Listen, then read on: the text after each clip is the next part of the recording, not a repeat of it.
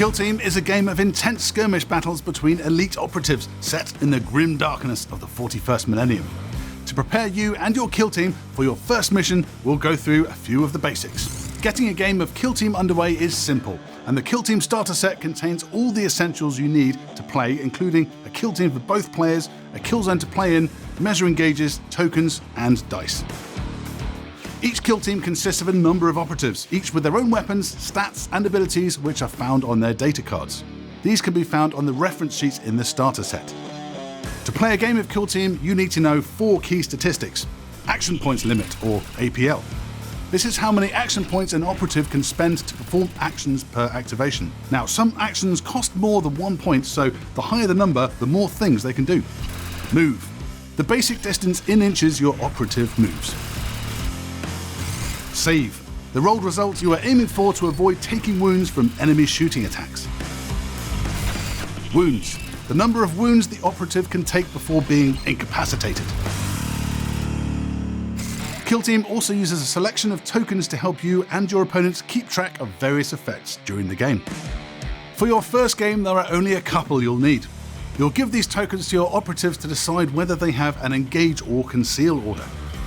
Engage. This operative can perform actions as normal. With this order, your operative will be aggressive, not taking care to conceal themselves.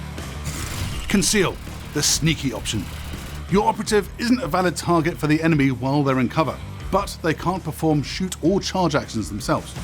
Your operative will keep their head down, making them harder or even impossible to shoot. Operatives are given a conceal order when they are set up before the battle, and you can change their order whenever they're activated.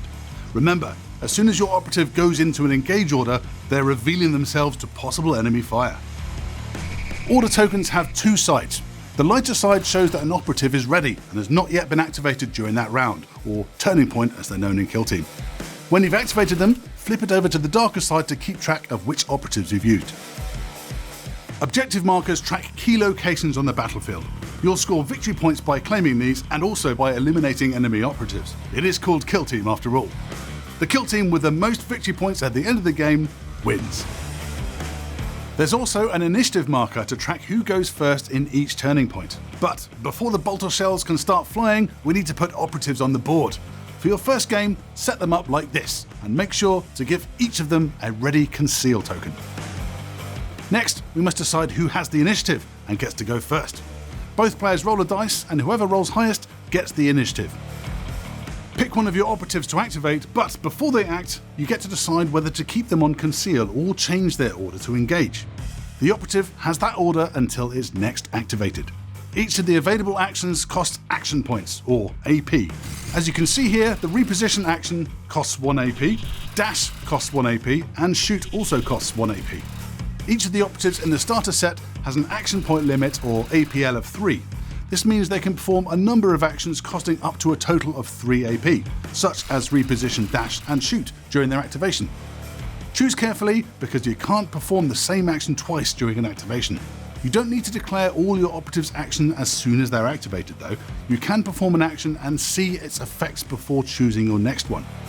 We're going to start by having this intercessor warrior perform a reposition action to get closer to the objective marker.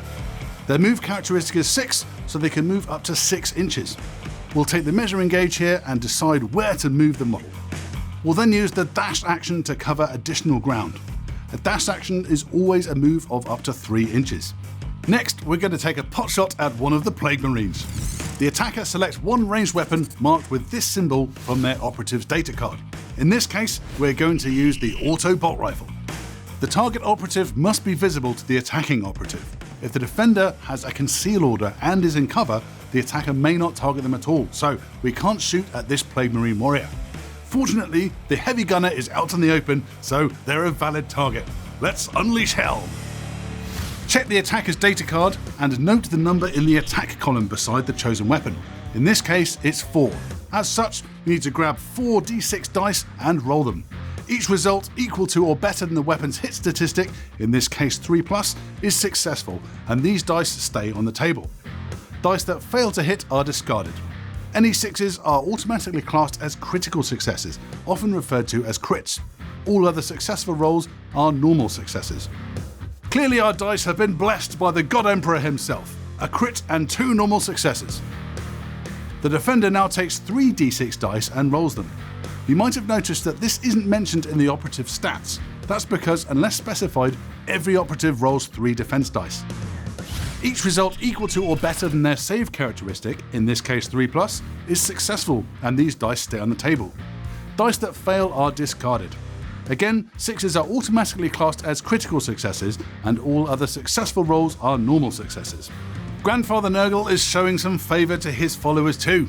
Now we can use their successful defense dice to block the opponent's attack dice. A critical success can only be blocked by another critical success or 2 normal successes. So we can either block 2 normal or 1 critical success in this case. Because we want to stop the maximum amount of damage, let's block the 2 regular hits. All successful unblocked attack dice inflict damage on the target. With our auto bolt rifle, a normal success causes 3 damage and a critical success causes 4 damage. So we've caused 4 damage in total to the heavy gunner. A good start, but he's certainly tough. We've got another 10 wounds to chew through. Once an operative has sustained damage equal to or greater than their wound statistic, they're incapacitated and removed from the game. After our operatives have spent the early turning points moving around, they'll be close enough to get stuck into melee combat. Shooting is all well and good, but there's no substitute for getting stuck in with a melee weapon, especially a chainsword. The charge action is the only movement action that allows you to move within 1 inch of an enemy operative, so our Assault Intercessor warrior here will use the charge action. The charge action takes an operative's move stat and adds 2 inches to it. The Plague Marine champion is well within range, and our Assault Intercessor closes in for the kill. This time, both the attacker and defender select a melee weapon, indicated on their data card with this symbol. Our Assault Intercessor uses his chainsword against the champion's Plague Sword. In this case, both weapons' attack characteristic is 5, and they hit on a 3+. Now, as with shooting, all 6s are critical successes.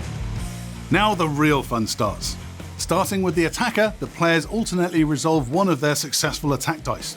You can either strike at your opponent and cause damage, or block one of their attacks to prevent any incoming damage. Let's use this critical success here to cause 5 points of damage to the Plague Champion. Ouch! Once you've resolved the dice, it's discarded, then it's your opponent's turn. The Plague Champion can then use its success to block one of their opponent's successes. When this happens, both dice are discarded. The players repeat this process until all the dice are resolved, or one operative in that fight is incapacitated.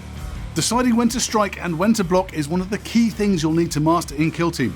It's very rare to emerge completely unscathed from combat, so keep an eye out on any wounded enemies you can finish off with a single hit.